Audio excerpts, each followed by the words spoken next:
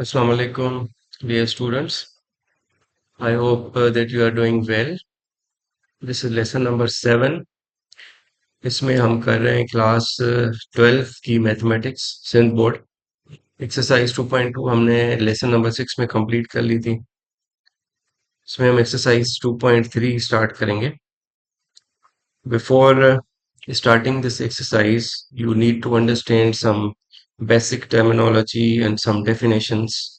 Like you should understand what is number line and how to represent numbers on number line.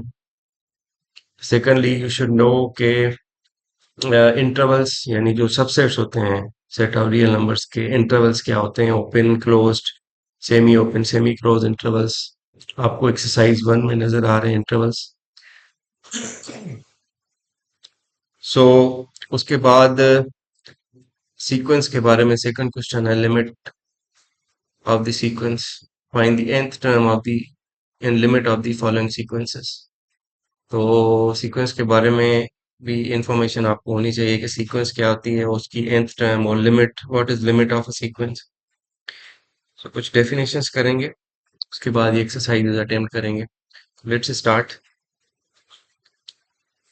First thing is you should know about the number line. Mathematician गुजरे हैं एक, जिनका नाम है reign डिस्कार्ट्स। आपने सुना होगा Cartesian coordinates. Reign डिस्कार्ट्स ने कहा था कि there is a one to one correspondence between set of real numbers which is denoted by r and points on number line, one correspondence. There is a one correspondence between real numbers and points on number line. इसका मतलब क्या है? इस statement का मतलब ये है कि आर के अंदर तो आपके रियल नंबर्स होते हैं। दुनिया का हर नंबर रियल नंबर होता है, सिर्फ उसमें आयोटा ना हो, यानी वो इमेजिनरी ना हो। इमेजिनरी नंबर्स कौन से होते हैं? जब स्क्वायर रूट के अंदर नेगेटिव नंबर आ जाता है, दिस इज इमेजिनरी। ठीक है।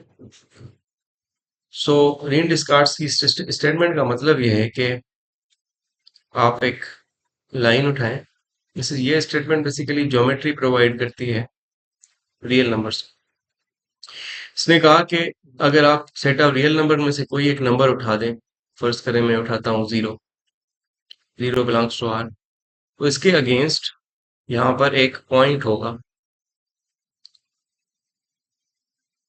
इसी तरह से कोई और नंबर उठाएं वन, तो वन के अगेंस्ट भी यहाँ पर एक पॉइंट होगा। बेसिकली जीरो के राइट साइड पे पॉजिटिव नंबर्स होते हैं नंबर लाइन के ऊपर, और लेफ्ट साइड पे नेगेटिव नंबर्स होते हैं। इस तरह से रियल नंबर्स को ज्योमेट्री दी गई है कि अगर आप रियल नंबर्स के सेट में से कोई एक नंबर उठाते हैं, फॉर एग्जांपल 0.5 उठाते हैं, तो 0.5 के अगेंस्ट यहाँ पर एक पॉइंट होगा, एक डॉट होगा आपके पास, कहाँ पर? 0 और 1 के दरमियान, this. Similarly, if you pick any point on the number line, say I am picking this one, this point, इस point के अगेंस्ट एक रियल नंबर होगा। ऑब्वियसली -2 और -3 के दरमियान जो रियल नंबर है वो है -2.5। इसी तरह ये वन करस्पॉन्डेंस होती है कि हर रियल नंबर के अगेंस्ट एक डॉट होता है, एक पॉइंट होता है नंबर लाइन के ऊपर, और हर पॉइंट के अगेंस्ट एक रियल नंबर होता है आपका, कहाँ पर? सेट ऑफ रियल नंबर्स के अंदर। इसको कहते हैं one to one correspondence. This is how geometry is given to set of real numbers. तो इस लाइन को, जहां पर रियल नंबर्स की ज्योमेट्री दी गई है, इस लाइन को हम कहते हैं नंबर लाइन। ठीक है। कोई रियल नंबर उठाएंगे, उसके अगेंस्ट यहाँ पर कोई ना कोई डॉट होगा, कोई भी डॉट उठा लेंगे यहाँ पर, उसके अगेंस्ट यहाँ पर कोई ना कोई नंबर होगा। 3 और 4 के दरमियान कौन से नंबर है? दरमियान में एग्जैक्टली 3.5 है। थोड़ा सा आगे चलें तो 3.7, 3.6 ये नंबर्स हैं। ये फर्स्ट 3.8 है। सो ये डेंस है बहुत। 3 और 4 के दरमियान बहुत सारे रेशनल नंबर्स हैं। ठीक है, there are infinite rational numbers between 3 and 4। So ये तो थी एक्सप्लेनेशन नंबर लाइन के बारे में। नेक्स्ट जो हमें चीज समझने वाली है वो है open intervals and close intervals. So let's discuss what are the intervals. Intervals क्या होते हैं? इंटरवल्स आर द सबसेट्स, और यू शुड से कॉन्टिन्यूअस और इनफिनिट सबसेट्स ऑफ आर। ठीक है, इसको समझने के लिए तीन किस्म के इंटरवल्स होते हैं सब। एक होते हैं close intervals, number two open intervals, number three semi open और सेमी क्लोज्ड। सेमी ओपन भी कह सकते हैं, सेमी क्लोज भी कह सकते हैं, semi close intervals. Close intervals को डिनोट करते हैं हम इस तरह से, इंटरवल है ए टू बी, ए और बी कोई रियल नंबर्स हैं। ओपन इंटरवल्स को हम इस तरह से डिनोट करते हैं with small brackets, square brackets के साथ क्लोज इंटरवल्स।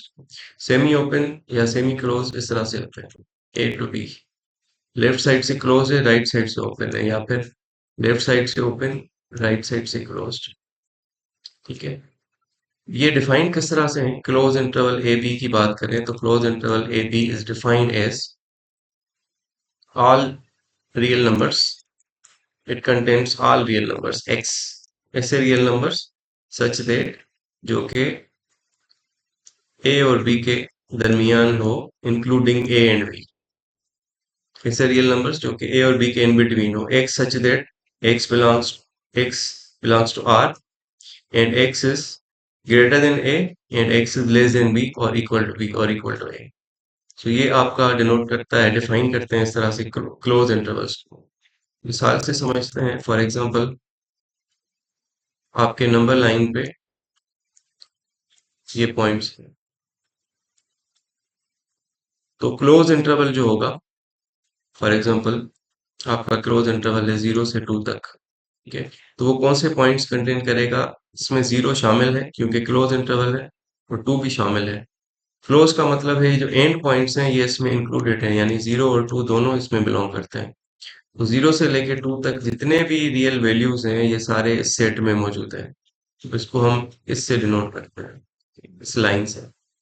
और एंड पे 0 और 1 2 की जगह पे हम filled circle बनाते हैं in order to show that 0 and 2 both are included in the set. Similarly, open intervals को इस तरह से define करते हैं कि open interval A B is a set in which there are real numbers x belong to R, यानी इसमें ऐसे real numbers हैं जो कि B से कम है और A से ज्यादा है, A से बड़े और B से छोटे real numbers, यानी कि A और B के दरमियान। फॉर एग्जाम्पल ओपन इंटरवल हम सेम ही ले लेते हैं 0 to 2।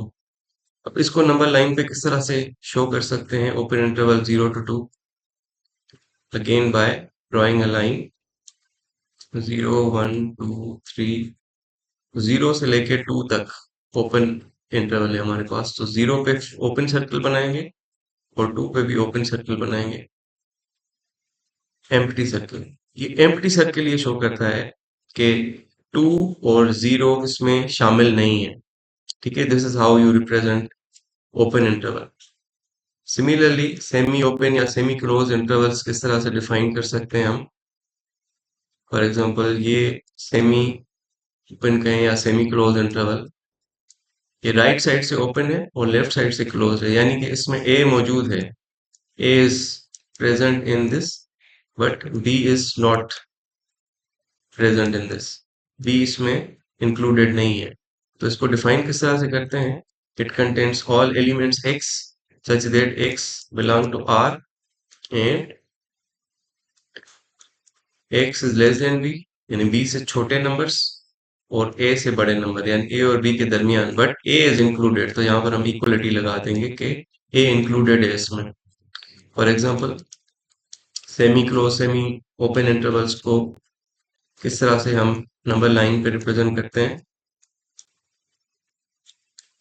फर्ज करें ये नंबर लाइन है हमारे पास, और हम ओपन इंटरवल लेते हैं, सेमी ओपन इंटरवल -2 से लेके 1 तक।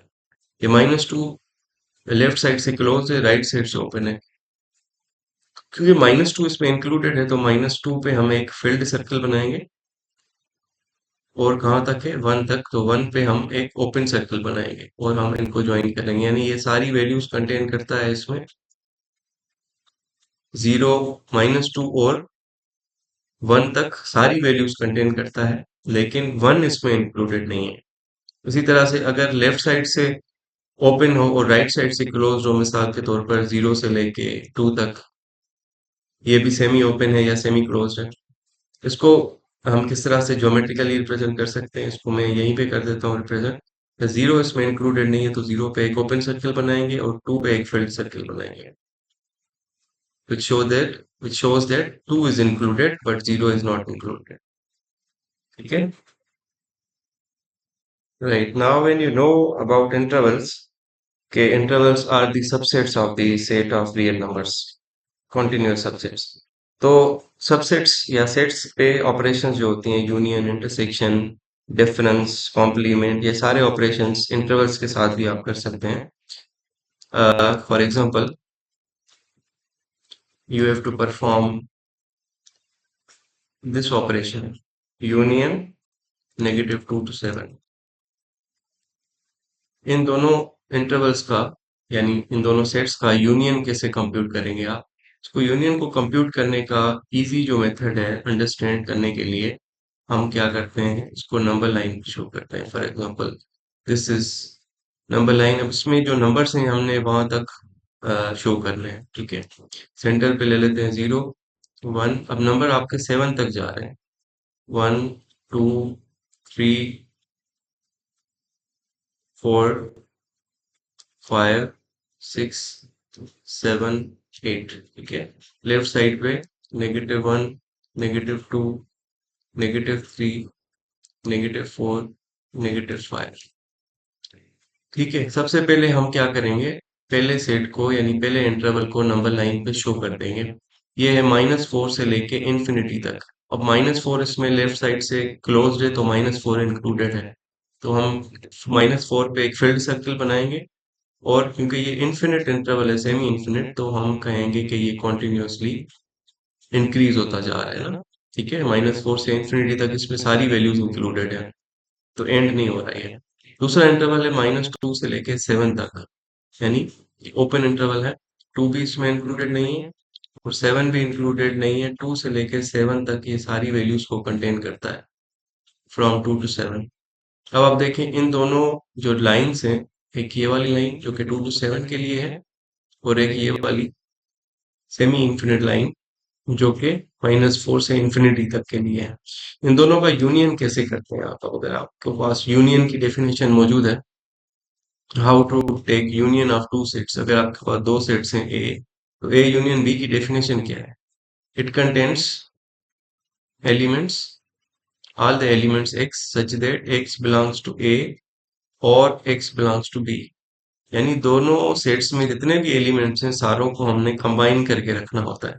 ठीक है, तो सिंपली आपको यहाँ से नजर आ रहा है कि दोनों लाइंस को अगर कंबाइन करें तो, क्योंकि ये जो 2 to 7 है, -2 to 7, ये इस बड़ी लाइन में कंटेन करता है, इस बड़े सेट में कंटेन करता है, ये इसका सुपर सेट है, यानी 2 to 7, -2 to 7 is subset of this set. ठीक है, तो इनको मिला के रखेंगे, कंबाइन करके ऐड करके रखेंगे सारी वैल्यूज को, तो डेफिनेटली आपके पास जो रिजल्ट आएगा वो बड़ा सेट आएगा। बड़ा सेट आपका है -4 टू इंफिनिटी, तो इसी वजह से इसका जो आंसर आएगा वो -4 टू इंफिनिटी आएगा। वैसे भी आप बता सकते हैं, उस पर आपको सोचना पड़ेगा, लेकिन अगर आप नंबर लाइन पे डिस्प्ले करके और फिर आप इसका आंसर निकालते हैं तो it will be very easy to understand. Let's see another example. एक इंटरवल है 3 to infinity. These examples are taken from the book, book में भी देख सकते हैं। 3 टू इंफिनिटी और 2 टू इंफिनिटी, इन दोनों का आपने डिफरेंस लेना है। ठीक है, डिफरेंस की डेफिनेशन आपको पता होनी चाहिए। नंबर लाइन से इसको देखते हैं। फर्ज करें 0 यहाँ पे है, 1, 2, 3, 4, और इस साइड पे नेगेटिव, क्योंकि नेगेटिव नंबर्स नहीं है इंटरवल्स के अंदर। पहले इनको डिस्प्ले कर देते हैं ग्राफ पेपर के ऊपर। एक है आपका 3 टू इंफिनिटी सेट, और 3 इसमें इंक्लूडेड है। सो इसको ग्राफिकली रिप्रेजेंट करेंगे 3 टू इन्फिनिटी। दूसरा सेट है 2 टू इन्फिनिटी, बस इसमें 2 इंक्लूडेड नहीं है, राइट। सो दूसरा सेट हम यहाँ पे बना लेते हैं 2 टू इन्फिनिटी, 2 इज एक्सक्लूडेड। सो हम यहाँ पे एम्प्टी सर्कल बनाते हैं 2 टू इन्फिनिटी। सो जो ऊपर वाली लाइन है ये है 3 to infinity closed left from the left hand side, and नीचे वाली जो ज्योमेट्री है वो रिप्रेजेंट करती है 2 to infinity where 2 is not included. I would take the difference of these two. Okay. Difference की डेफिनेशन में है आपके पास a माइनस बी, जब दो सेट्स हैं आपके पास उनका डिफरेंस कैसे करते हैं, ऐसे एलिमेंट्स इसमें होते हैं सच दैट जो कि a में हो बट जो कि b में ना हो, यानी a में से b के एलिमेंट्स आप निकाल देते हैं। तो हमने किस में से कौन से एलिमेंट्स निकालने हैं, ये आपका a है ये b है, ठीक है। इसमें से निकालने हैं 3 टू इन्फिनिटी वाले सेट में से ये 2 टू इन्फिनिटी आपने माइनस कर देना है।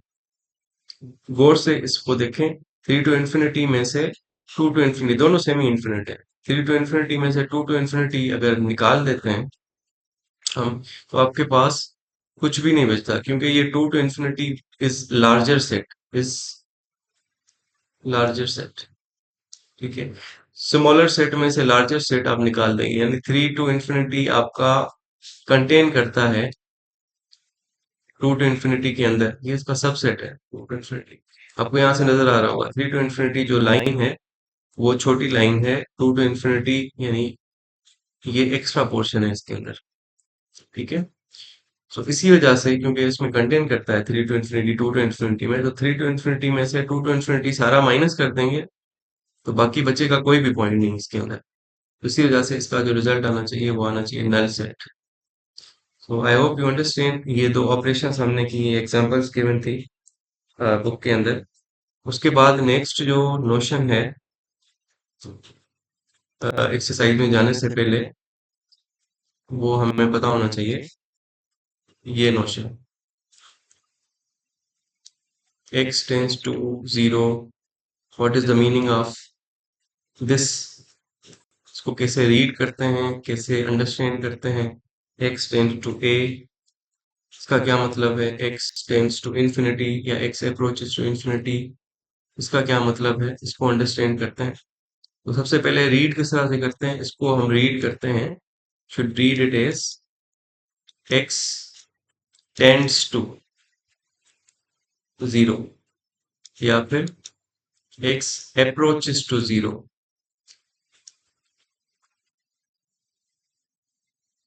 x टेंड्स टू 0 या x approaches to 0, इन दोनों तरीकों से हम इसको पढ़ सकते हैं। इसका मतलब क्या है, x टेंड्स टू 0 का मतलब है कि x becomes nearly equal to 0, not exactly, nearly equal to 0, यानी x अगर आपका 0.0001 आ जाए, it is nearly equal to 0, फिर हम कहेंगे x approaches to 0, ठीक है, या x टेंड्स टू 0। इसको हम एग्जैक्टली जीरो नहीं कह सकते, 0.001 is not exactly equal to 0, it approaches to 0। Similarly अगर x टेंड्स टू a लिखा हुआ है तो इसका मतलब है x is nearly equal to 0, x is nearly 0, nearly a, ठीक है। सिमिलरली x अगर अप्रोचेस टू इंफिनिटी है, इसका मतलब है x इंक्रीजेस विदाउट बाउंड, यानी कि x becomes very large, x becomes very large, या फिर हम इसको कहेंगे x becomes वेरी लार्ज। कितना लार्ज के, अगर कोई भी हम रियल नंबर उठाएं, कितना भी बड़ा रियल नंबर उठाएं, फॉर एग्जांपल 10 पावर 100 उठा लेते हैं, तो ये जो इन्फिनिटी है x जो है, क्योंकि इन्फिनिटी को अप्रोच कर रहा है, ये x जो है वो इससे भी बड़ा हो जाएगा। इसका मतलब है x approaches to infinity, x goes to infinity means x increases without any bound. कोई भी रियल नंबर उठा ले कितना भी बड़ा, तो x उससे भी बड़ा है, ठीक है। This is the meaning of this notion. Now, next we are going to define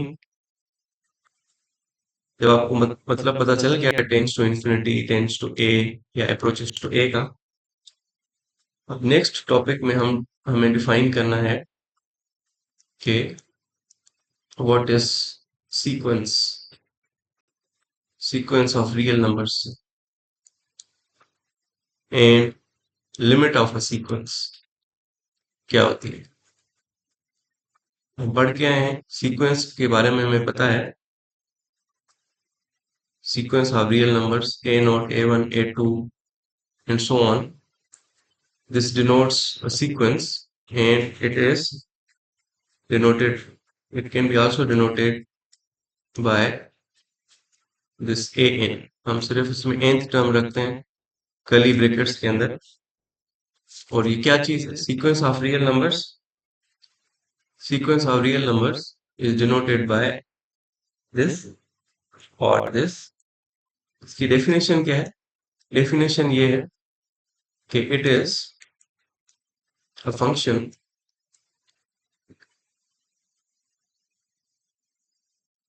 whose domain is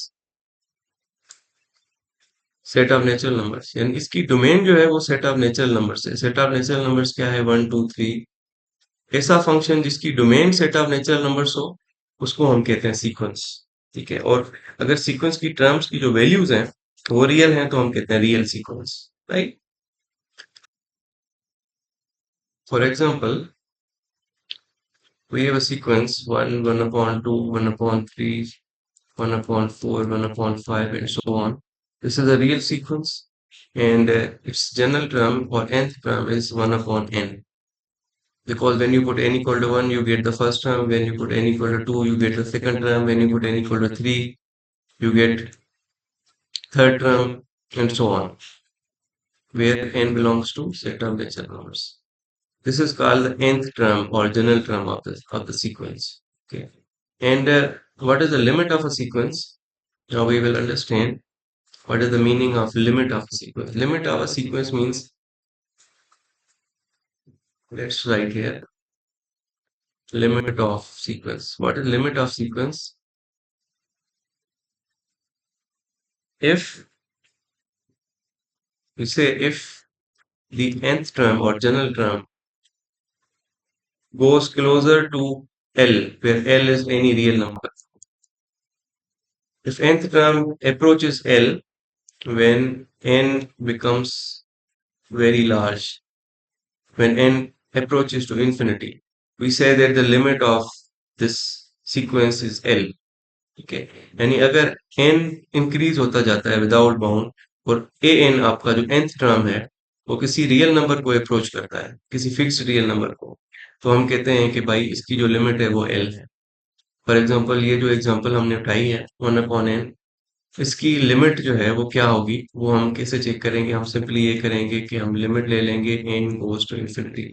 यानी हम सपोज करेंगे n बहुत ज्यादा बड़ा हो गया, ठीक है, so limit n approaches to infinity, A N को हम यहाँ पे पुट कर देंगे 1/n। अब आपको पता है कि when n becomes very large, when n becomes very large यानी बहुत बड़ा नंबर हो गया है n, तो फिर 1/n किसको अप्रोच करेगा? जाहिर सी बात है, अगर डिनोमिनेटर में नंबर हम इंक्रीज करते जाते हैं तो ओवरऑल नंबर जो है वो छोटा होता जाता है, तो 1/n should approach to zero. तो therefore limit of this sequence is zero. इसकी जो लिमिट है सीक्वेंस की वो आपको क्या मिली है? जीरो मिली है, जो कि एक फिक्स्ड रियल नंबर मिला है आपको, तो हम कहते हैं लिमिट इस सीक्वेंस की एग्जिस्ट करती है। अगर आपके पास, अगर आप ये लिमिट लेते हैं किसी भी सीक्वेंस के अंदर, लेकिन आपके पास कोई फाइनाइट रियल नंबर नहीं आता, for example this case limit n goes to infinity, और आप कोई भी सीक्वेंस है an, इसके नतीजे में आपको रिजल्ट आता है प्लस इंफिनिटी या फिर minus infinity, in that case हम कहते हैं कि limit of the sequence does not exist. Limit exist नहीं कर रही। लिमिट एग्जिस्ट तभी करेगी जब आपके पास कोई फाइनाइट रियल नंबर आएगा। Alright, now we can solve exercise 2.3, क्योंकि हमें सारी इंफॉर्मेशन अब पता है। Question number 1 is find the following. Part number 1, two to infinity, ये सेट्स पे, इंटरवल्स पे ऑपरेशंस परफॉर्म करनी है हमने। यूनियन 3 to 5, जिस तरह से अब हमने एग्जाम्पल्स किए थे उसी तरह से करेंगे। नंबर लाइन बना लेंगे, 2 to infinity and 3 to 5. Say 0 is here, 1, 2, 3, 4, 5, 6 से आगे सारे पॉजिटिव नंबर्स, ठीक है। 2 to infinity को भी प्लॉट कर लेंगे, 2 इंक्लूडेड है इसके अंदर, सो 2 पे एक फील्ड सर्कल बनाएंगे, और 2 to infinity है, यानी ये कॉन्टिन्यूस एक लाइन है, semi infinity. 3 to 5 open interval, इसको किसे प्लॉट करेंगे, 3 से 5 तक, 3 पे भी एम्प्टी सर्किल और 5 पे भी एम्प्टी सर्किल। ओके, अब इन दोनों का क्या करना है, यूनियन, यूनियन यानी कंबाइन करने हैं, इसके एलिमेंट्स भी रखने हैं और इसके एलिमेंट्स भी रखने हैं।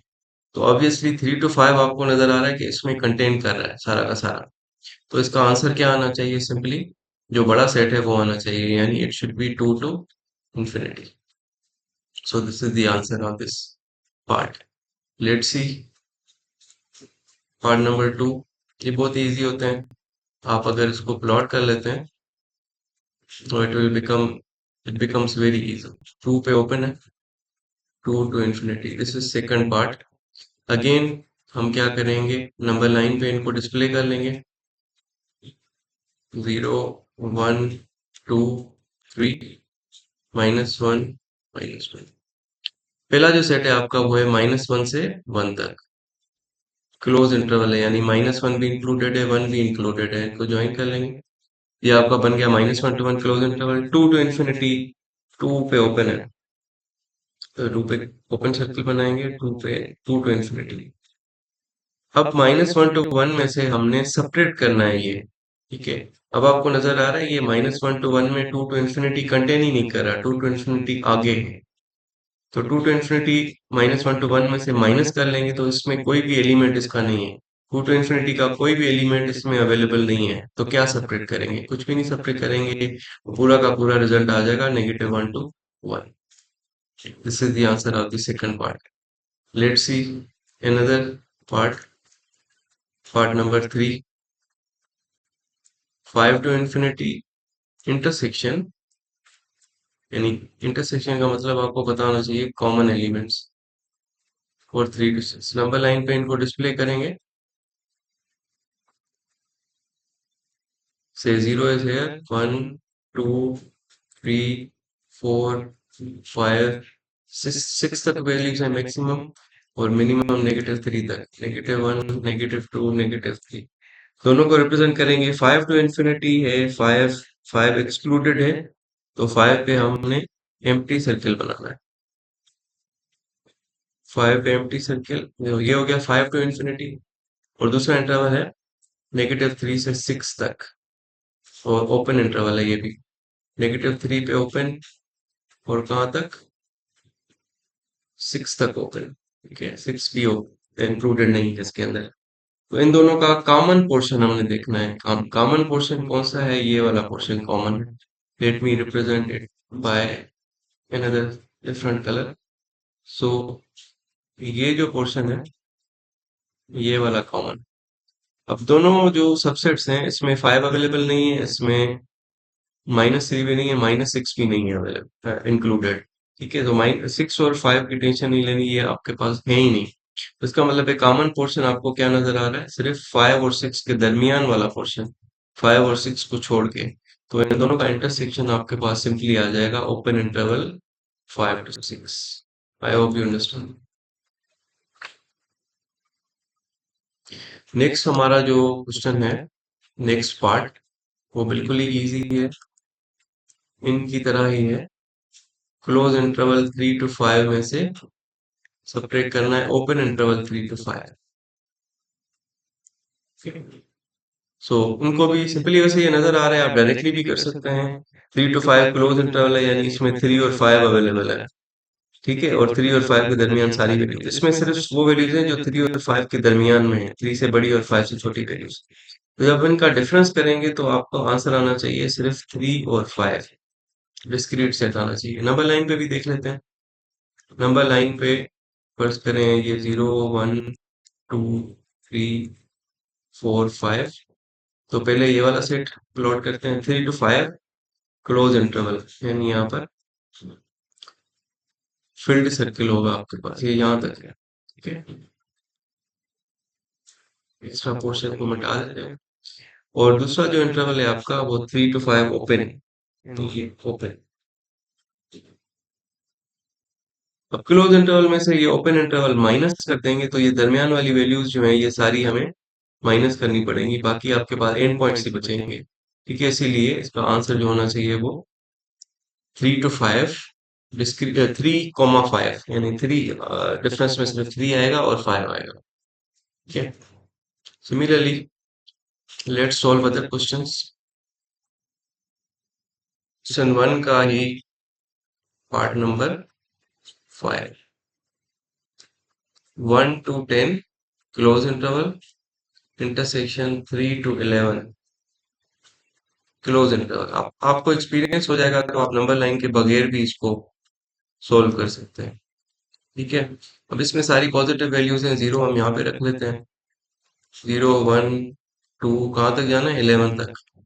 3 4 5 6 7 8 9 10 11 12। ठीक है, पहला इंटरवल है जी 1 से लेके 10 तक क्लोज इंटरवल, तो 1 पे भी फील्ड सर्किल, कहाँ तक, 10 तक, 10 पे भी फील्ड सर्किल बना लेंगे। दूसरा इंटरवल है 3 to 11, 3 पे भी, ये भी क्लोज इंटरवल है, 3 to 11, ये 11 तक जा रहा है। ठीक है, तो दोनों का जो कॉमन पोर्शन है वो आपको क्या नजर आ रहा है, दिस इज कॉमन। इंटरसेक्शन का मतलब है कॉमन, दोनों में कॉमन क्या है, दोनों में कॉमन है 3 to 10 क्लोज इंटरवल, क्योंकि 3 और 10 दोनों में अवेलेबल है। तो इसका जो आंसर होना चाहिए वो होना चाहिए 3 से लेके 10 तक क्लोज इंटरवल। ठीक है, पार्ट नंबर 6 इसको भी देख लेते हैं।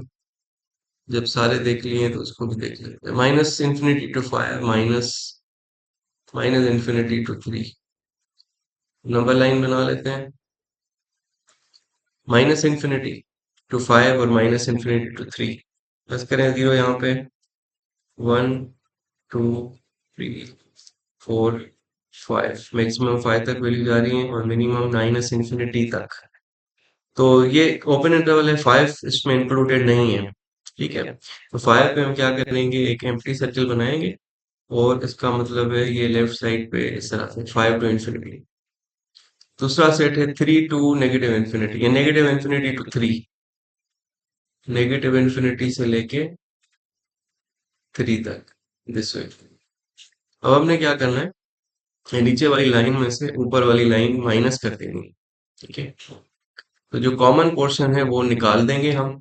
ठीक है, क्योंकि ये वाला जो सेट है माइनस इंफिनिटी टू 5, ये लार्जर सेट है, क्योंकि नीचे वाली लाइन आपको बड़ी नजर आ रही होगी कि ये लाइन छोटी है, तो ये लार्जर सेट है माइनस इंफिनिटी टू 5, उसमें से ये माइनस करेंगे तो कुछ ना कुछ बचेगा। क्या बचेगा, जो डिफरेंस आएगा वो ये डिफरेंस है, ये वाला, ये डिफरेंस आपको क्या नजर आ रहा है, 3 से लेके 5 तक।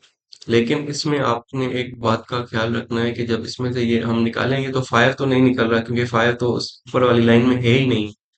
ठीक है, तो नीचे वाली लाइन में 5 अवेलेबल है, आपको ये ध्यान में रखना पड़ेगा। माइनस इंफिनिटी टू 5 जो है इसके अंदर 3 अवेलेबल है, इसके अंदर 3 अवेलेबल है। ठीक है, नीचे वाली लाइन में 3 है लेकिन ऊपर वाली लाइन में 3 नहीं है, तो जब हम माइनस करेंगे नीचे वाली लाइन में से ऊपर वाली लाइन, तो 3 आपका इंक्लूड हो जाएगा, क्योंकि 3 नीचे वाली लाइन में अवेलेबल है। आई होप यू अंडरस्टैंड। और कहाँ तक जाएंगे, 5, क्योंकि 5 इस सेट में मौजूद नहीं है तो राइट साइड पे ये ओपन होना चाहिए। तो this is the answer, 3 to 5 semi open या semi close interval is the answer of this question. Similarly, तो ये कंप्लीट हो गया। क्वेश्चन नंबर 2 पे चलते हैं। Find nth term and limit, nth term भी फाइंड करनी है और लिमिट भी फाइंड करनी है, ये भी हम सीख के आए हैं। पहला सीक्वेंस जो पहले पार्ट में आपको दिया हुआ है वो दिया हुआ है 1 1/2 1/4 1/8 and so on.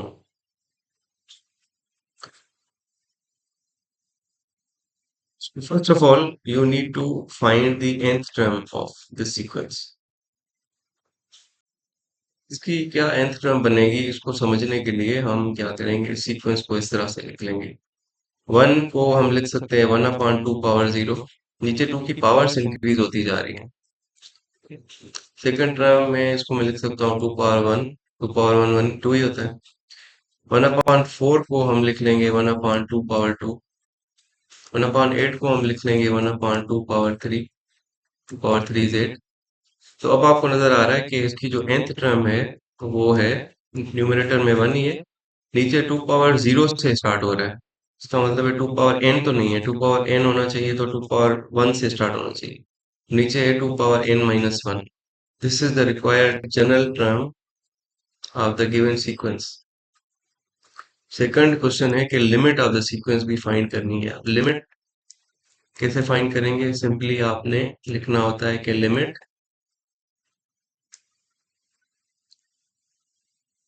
n goes to infinity, n approaches to infinity of an, ये आपने फाइंड करना है। तो हम कहेंगे okay, limit n goes to infinity, an हमने जो निकाला हुआ है वो यहाँ पे पुट कर देंगे 1/2 पावर n - 1। अब आप देखें 2 पावर n - 1, n अगर इंफिनिटी को अप्रोच करेगा तो n - 1 किसको अप्रोच करेगा, इंफिनिटी में से 1 निकाले, कुछ भी नहीं फर्क पड़ेगा इंफिनिटी को। तो इट मीन्स 1/2 पावर इंफिनिटी ही आएगा। और 2 की पावर इनफाइनाइट कर दें तो 2 increases without bound. 2 power infinity approaches to infinity. If in अगर पावर इनफाइनाइट है तो 2 पावर इनफाइनाइट भी इंक्रीज करेगा विदाउट बाउंड। ठीक है, अगर पावर इंक्रीज कर रही है विदाउट बाउंड तो इसका मतलब है 1/infinity आएगा आपके पास। हेंस आप कहेंगे this approaches to zero. Okay, किसी भी नंबर को इनफाइनाइट इन्फिनिट नंबर से डिवाइड करते हैं, कोई एक अनबाउंडेड नंबर है, ठीक है, so result is 0. So hence this is the required limit of this sequence. Second part में भी आपके पास एक सीक्वेंस दी गई है, 1/2 डिवाइडेड बाय 3/4। ये मल्टीप्लीकेशन है बीच में। 3/4 डिवाइडेड बाय 5/6। थर्ड टर्म में 5/6 डिवाइडेड बाय 7/8। इसकी जनरल टर्म जो होगी वो आपको यहीं से नजर आएगी क्लियरली। पहला नंबर जो है वो यहाँ पर 1 है, ठीक है। फर्स्ट टर्म में 1 है, सेकंड टर्म में 3 है, थर्ड टर्म में जो पहला नंबर है वो 5 है। तो ये ऑड नंबर की सीक्वेंस चल रही है, और ऑड नंबर की सीक्वेंस अगर 1 से स्टार्ट हो तो उसकी जनरल टर्म 2n - 1 होती है, ठीक है। अगर ऑड नंबर 3 से स्टार्ट होता है तो 2n+1। अगर 1 से स्टार्ट होता है तो 2n-। अब न्यूमरेटर में जो सेकंड फैक्टर है वो है 2, फिर 4, फिर 6, यानी इवन नंबर्स है। और इवन नंबर की सीक्वेंस अगर 2 से स्टार्ट हो रही है तो सिंपली ये होती है 2n, ठीक है।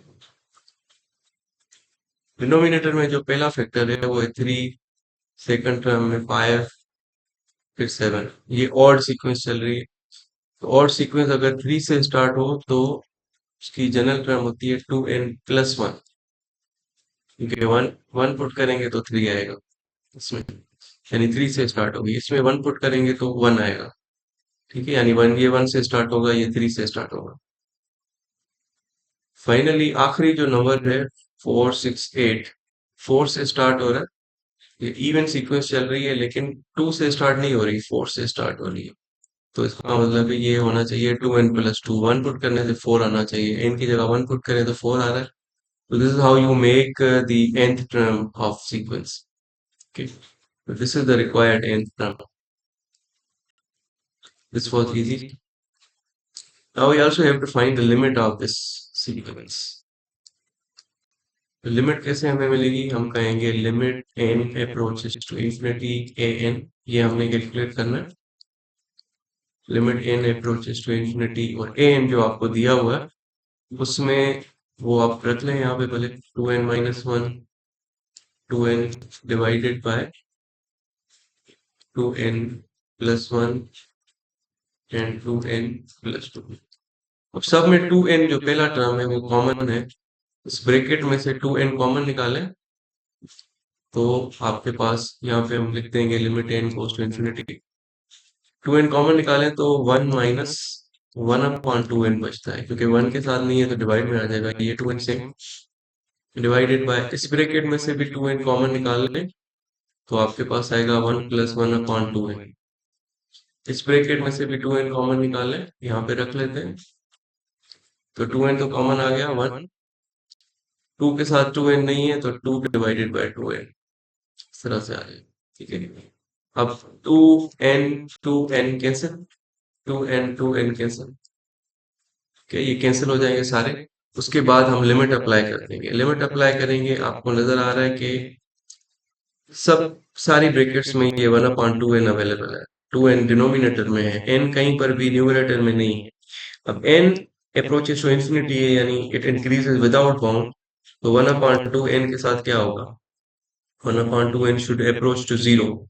ये डिनोमिनेटर में जब इंफिनिटी आ जाए तो नंबर जो है वो जीरो को अप्रोच कर जाता है। ठीक है, तो जब हम अप्लाई लिमिट करेंगे यहाँ पर, आप लिख लें अप्लाई लिमिट, तो 1 माइनस 1/2n के साथ क्या होगा, it will approach to zero. Similarly denominator में भी 1 प्लस 1/2n के साथ क्या होगा, जीरो। 1 प्लस 2/2n के साथ ये भी जीरो को अप्रोच करेगा। किसी भी रियल नंबर को या फाइनाइट नंबर को इन्फिनिट नंबर से डिवाइड करते हैं तो आपके पास जीरो रिजल्ट आएगा। ठीक है ना, denominator approaches to infinity, the number goes to zero. अगर आपके पास न्यूमरेटर में फाइनाइट फिक्स नंबर है तो न्यूमरेटर में आपके पास 1 आता है, डिनोमिनेटर में ये भी 1 है, ये भी 1 है, 1 into 1 1, so the limit of the sequence is 1। this is the answer। Similarly इस एक्सरसाइज के जो क्वेश्चन नंबर 3 के सारे पार्ट्स हैं वो भी इस तरह से करना है। Find the limit of the following sequences whose nth term are given. nth terms given है आपको, अब nth टर्म फाइंड नहीं करना, डायरेक्टली दिया हुआ है, ए एन आपको दिया हुआ है 1 plus 5n divided by 7n, so you have to find the limit, n goes to infinity, an limit n goes to infinity, an को पुट कर दें 1 plus 5n divided by 7n। तरीका ये होता है कि आपने n कॉमन निकालना है न्यूमरेटर में से भी और डिनोमिनेटर में से भी। इस तरह पहले कर रहे थे, न्यूमरेटर में से n कॉमन आएगा तो 1 के साथ n नहीं है तो आप क्या कर देंगे 1/n।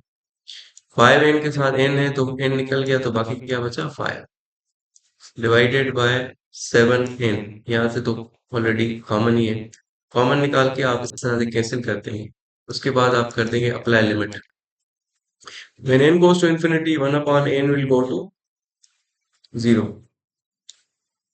प्लस 5, डिनोमिनेटर में आपके पास 7 बचता है, so limit of the given sequence is simply 5/7।